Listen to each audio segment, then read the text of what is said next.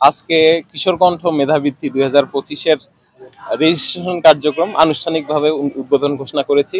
আপনারা জানেন গত বছরও রংপুরে এই কার্যক্রম চলমান ছিল এবং মেধাবৃত্তির আয়োজন আমরা করেছিলাম কিশোর কণ্ঠ পাঠক ফোরামের উদ্যোগে, এবং সেই আয়োজনে আমরা অসংখ্য শিক্ষার্থী অংশগ্রহণ করেছিল এবং সেখানে আমাদের 110 জনকে ট্যালেন্টফুল এবং সাধারণ গ্রেডে বৃত্তি প্রদান করা হয়েছিল।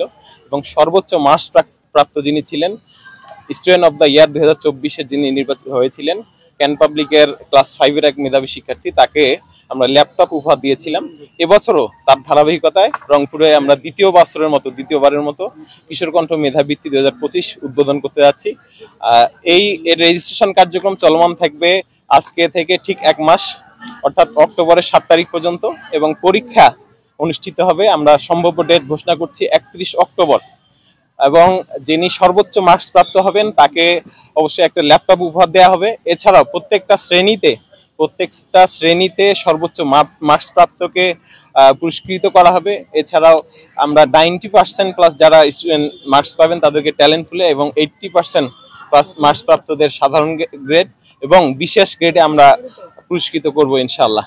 আমরা প্রত্যাশা করছি রংপুরের আপামর ছাত্র জনতা তাদের নিজের মেধা যাচাই করার জন্য, আমরা অভিভাবকদেরকে আহ্বান করছি যারা তাদের সন্তানদেরকে নিজেদের মধ্যে মেধা যাচাই করার জন্য এখানে অংশগ্রহণ করুক।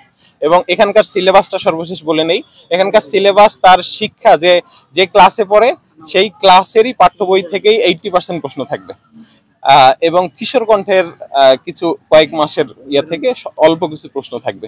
আশা করছি আমাদের শিক্ষার্থী ভাইরা স্বতঃস্ফূর্তভাবে এখানে অংশগ্রহণ করবে ইনশাআল্লাহ।